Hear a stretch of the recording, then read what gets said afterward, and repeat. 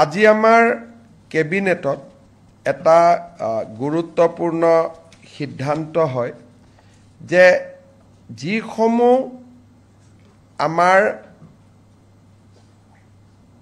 বিভিন্ন প্ৰাদেশিকৃত বিদ্যালয়সমূহত আমাৰ এটা আগত সিদ্ধান্ত আছিলে যে তাৰ কৰ্মচাৰীসকলৰ দৰমহা আমি আইনৰ জৰিয়তে ফিক্স কৰি ৰাখিছিলোঁ। দৰমহা বঢ়াৰ ব্যৱস্থা নাছিল। যি দৰমহা আছিল তাতে তেওঁলোক থাকি গৈছিল। আজি কেবিনেটে সিদ্ধান্ত গ্ৰহণ কৰে যে প্ৰতি বছৰে এখেতসকলৰ দৰমহা 6% বৃদ্ধি হৈ গৈ থাকিব। আগতে কেনেকে দৰমহা বাঢ়িব তাক আইনখনত লিখা নাছিল।